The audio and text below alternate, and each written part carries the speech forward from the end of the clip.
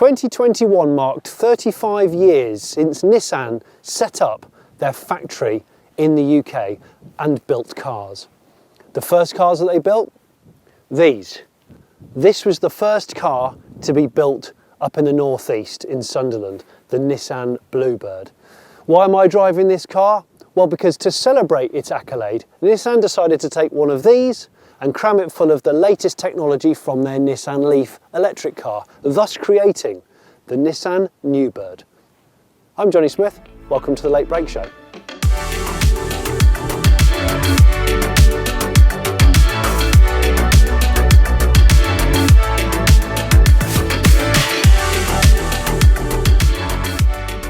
So just as British cars and the British car industry was taking an absolute nosedive, in fact it almost died by the mid-80s, along came Nissan and they decided in 1981 they wanted a European manufacturing base and they were looking to put it somewhere. By 1984 they'd signed up to have it in Washington, in Tyne Wear, up in the northeast, on a 799 acre site. Why up there? Well, because the shipbuilding industry had pretty much died a death. There were a lot of workers who were wanting to have a job there, and there was also the demise of the coal field industry. Those two things in decline.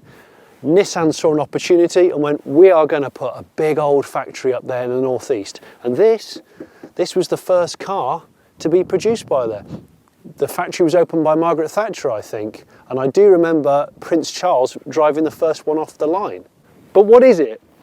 It's not an exotic car. The Bluebird was to compete with the likes of the Austin Montego and the Vauxhall Cavalier, those sorts of cars, maybe Ford Orion.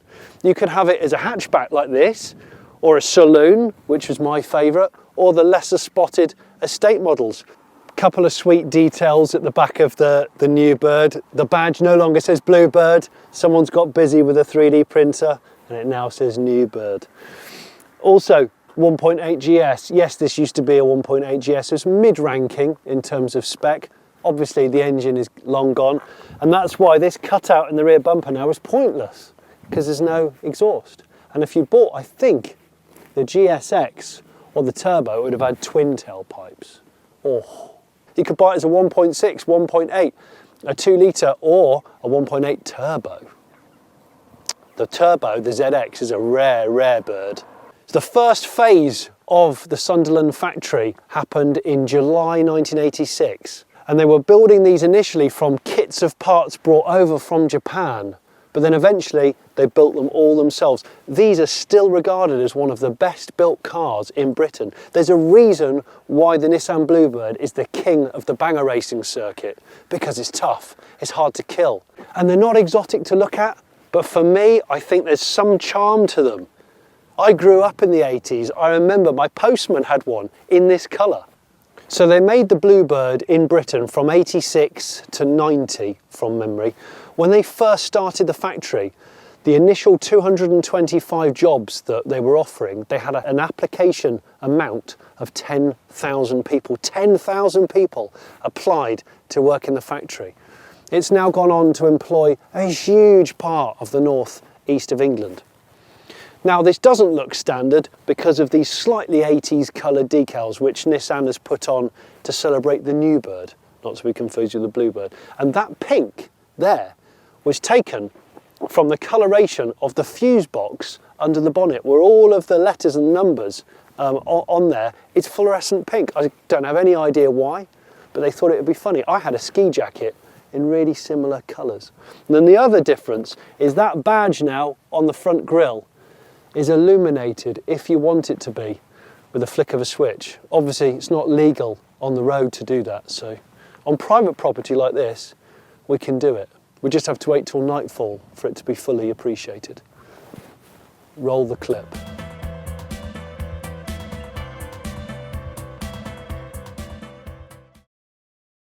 So the drivetrain is a motor and inverter from a 30 kilowatt hour Leaf and then married to batteries from a 40 kilowatt hour Leaf, so complete Leaf componentry in there.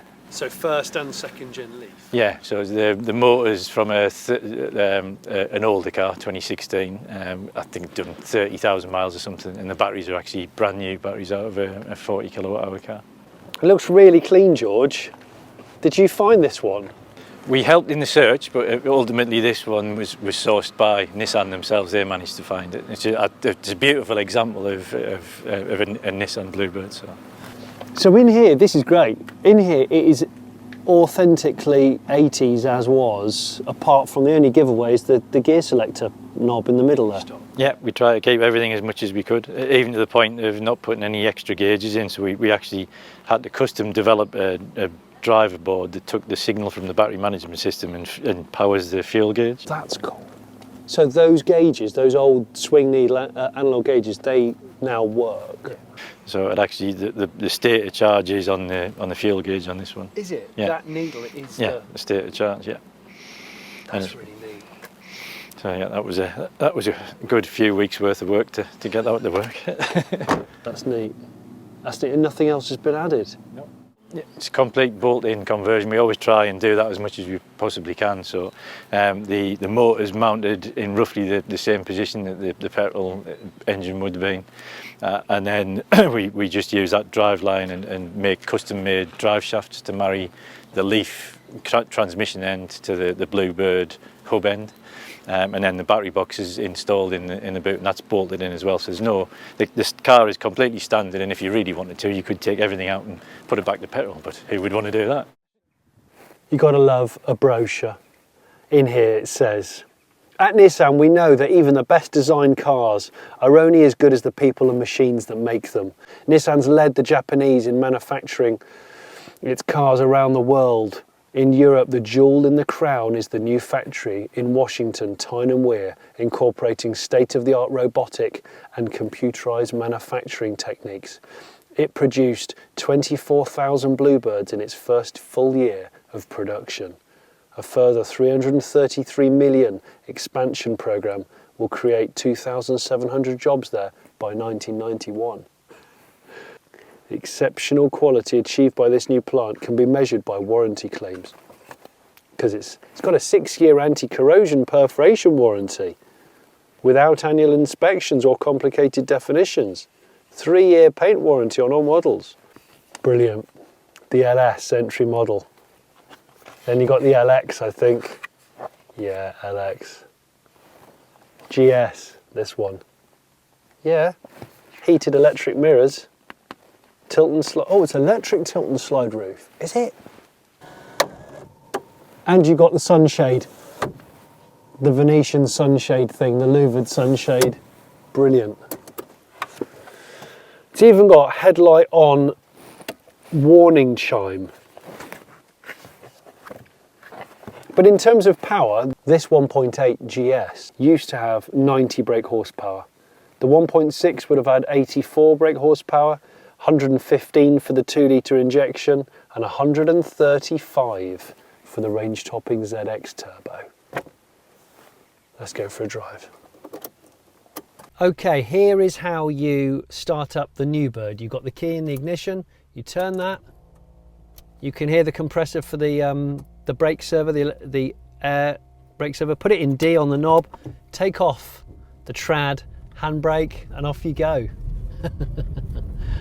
Do you know, it's been so long since I've seen a Bluebird, it's been so long since I've driven in a Bluebird, and I'm now in the Newbird.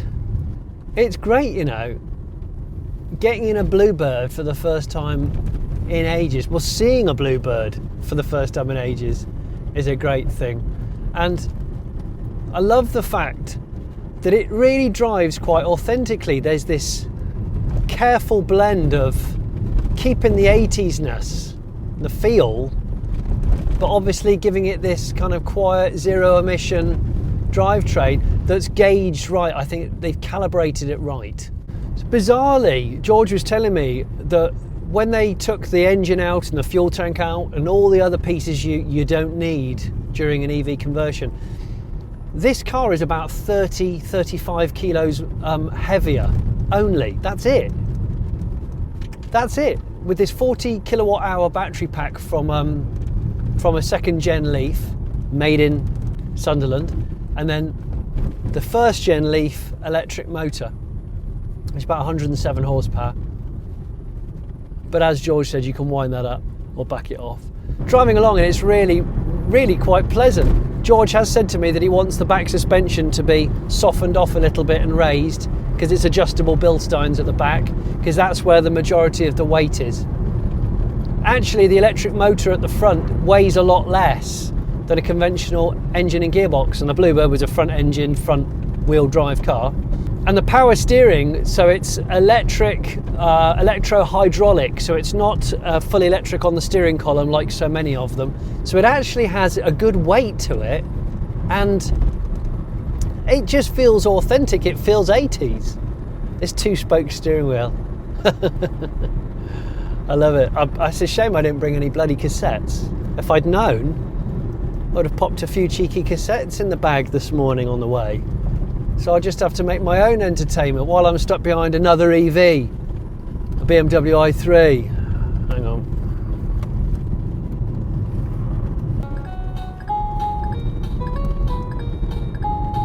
I remember the 80s really well.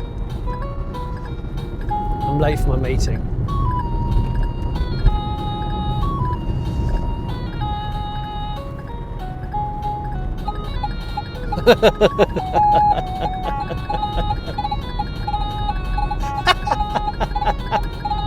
Idiot. Such an idiot. So George is saying the range of the Newbird is about 90 to 100 miles in winter with the heater on. It's a 3 kilowatt heater. It comes out the same vents and everything, uses the same controls. He reckons in the summer it'll be about 130 miles, and I think that's a really, really good, decent amount of real world range. Of course, the rev counter is no longer required because you just don't need it.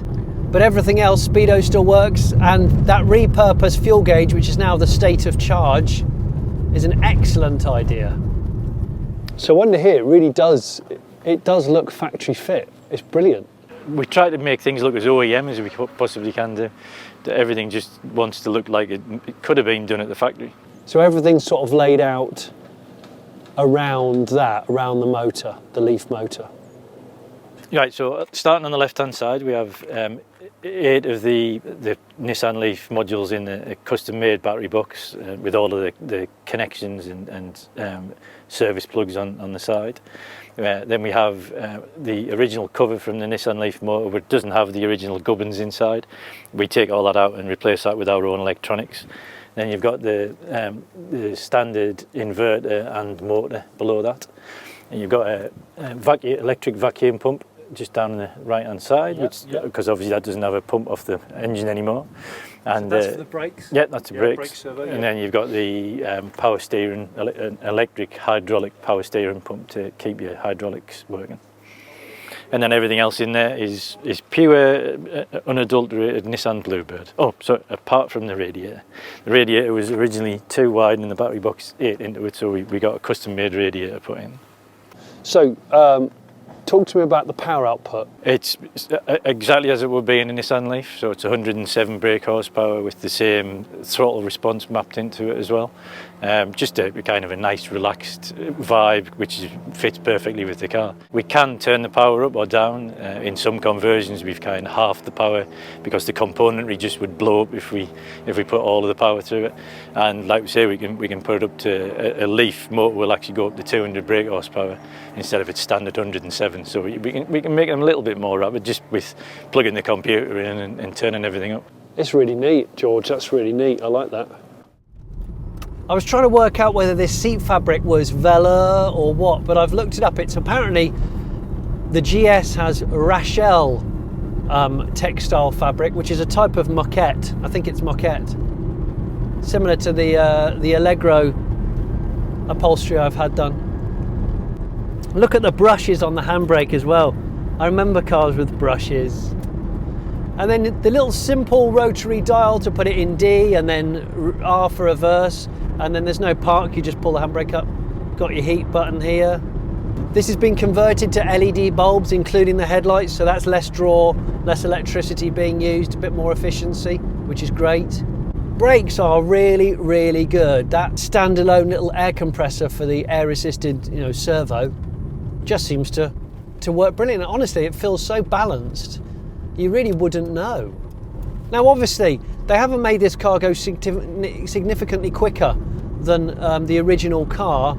They've tried to keep the power kind of like for like, and I appreciate that on a car which is not supposed to be some sort of, you know, mad custom build that's built for performance. This feels sprightly, feels really good. It's not like hot off the line, but 10 minutes with the laptop and George could totally change its behavior, and it's great to have that kind of option if you're resto modding an EV. That's flat throttle. So yeah, you know, you can hear that sound. Bit of road noise on the 14-inch tyres. This wasn't the top of the range, so it didn't come with 15-inch wheels. And you can hear that little kind of like jet engine sound from the motors. The great thing about using Leaf, Nissan Leaf componentry, is that it's still in production. You can still buy spare parts. They make these batteries in the UK. And really, the Leaf has quietly kind of conquered the EV market because it started way back in 11 years ago. Here we go. Give it some beans. Come on, Newbird. See, I like that. I don't need to light the tyres up. I think that's really good. It's nice and smooth. I've got a good heating coming out on my feet. The other thing I've noticed, which is a cool feature for nerds, is it's got 2 odometers, 2 reset buttons. And apparently that was because you could have an odometer for pleasure mileage and an odometer for business mileage. So if you're going on a business trip, you'd set one of them and you'd know how much to claim back. Yeah. I guess because it doesn't weigh much more than the original Bluebird, the brakes feel just as sharp because there's no significant brake upgrade. It's just that servo, and that's really it. And the power steering does not feel really assisted. There's still a good weight to it. I think they used a Toyota MR2 item. Shouldn't have said the word Toyota, but it's okay. MR2's an old car now. In a way, I think converting this kind of a car to an EV is better than converting an exotic or a sporty car to an EV. Let's say an E-Type Jag or a Porsche 911. The reason why I think that is because this is the sort of car I would use every day and commute in every day. I like it. I like seeing these out and about. Realistically, it's a lot of money to spend on a humble classic, but as more people do it and as componentry becomes more and more mainstream, I guess as more electric cars get crashed and you can salvage these parts like Kingshorn do, actually makes perfect sense. Newbird, I do like that. Yeah, you've got 2/3, so a Nissan Leaf battery pack, a 30 kilowatt and a 40, both have 24 battery modules in, kind of A4 size, about that thick.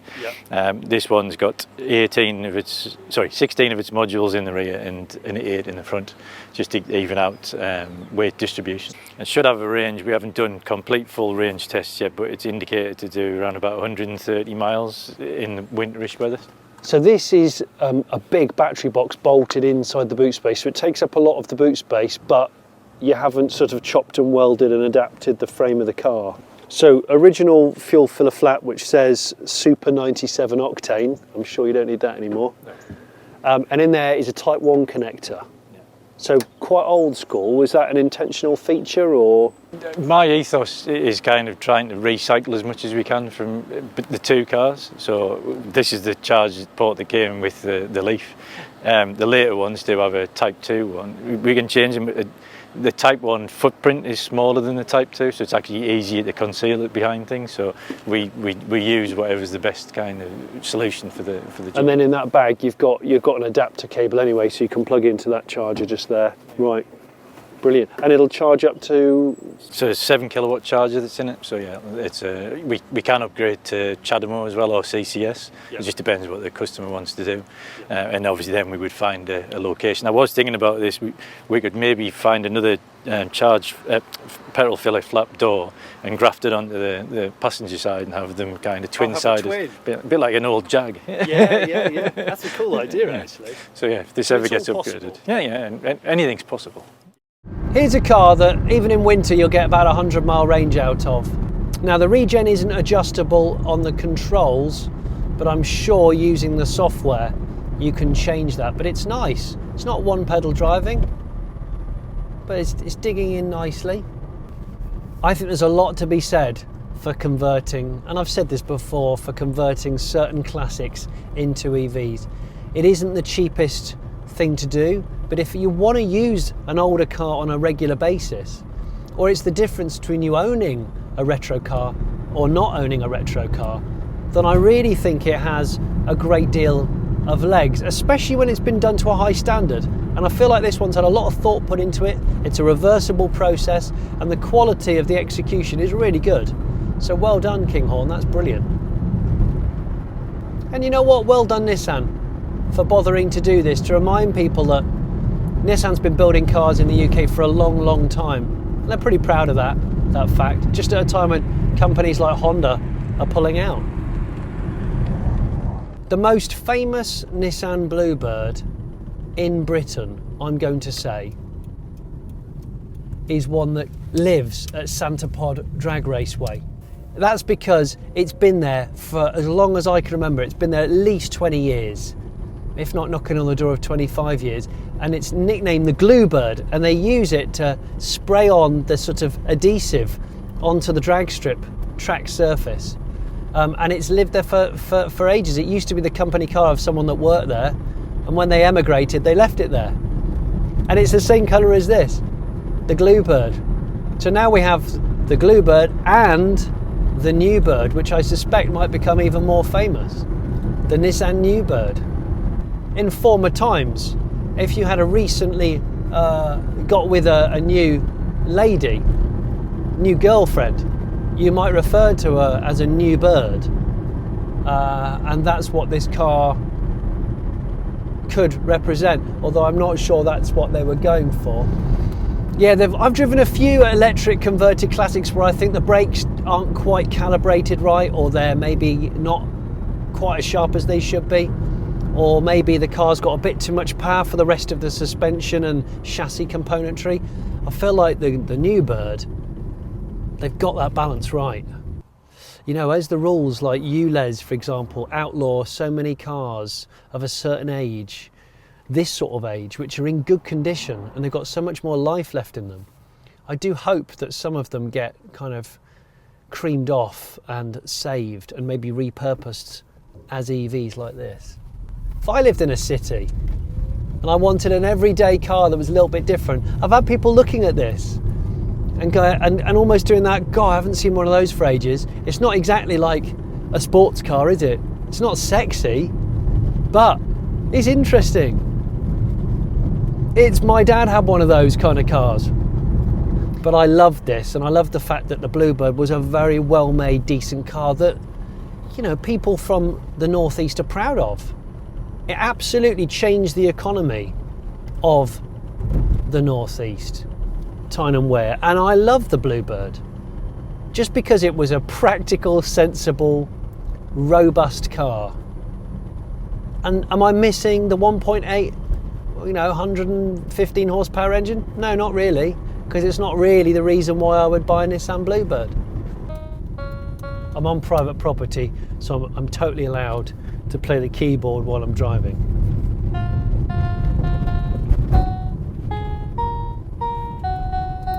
Not that I can play it.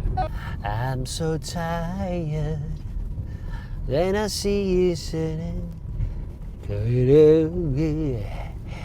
Much communication in the mud. Brian Ferry would totally dig this. Northeastern man. As would Chris Rea. Yeah, I bet. It's a combination that we're seeing more and more these days of taking new componentry, EV componentry, and putting them in classic cars, but we're seeing less of it in cars like this. Cars which are classic, but they're not exotic. They're not cars that stop crowds, but there's something about them. There's a charm, there's a nostalgia, certainly for me as a child of the 80s, that I really like. And I also enjoy the fact that this car has been done particularly well. It feels factory fit. It's so appropriate. So well done Kinghorn for that. I think we're going to be seeing only more of this sort of thing. And I know on the Late Break Show I've driven a number of EV resto mods. This is one of my favourites, I have to say. Anyway, I hope you've enjoyed this episode of the Late Break Show. If you've already subscribed, thanks for subscribing. And if you're a Patreon of this channel, thank you very much for supporting the channel in that way. I will put in the description below a Patreon link. Thank you.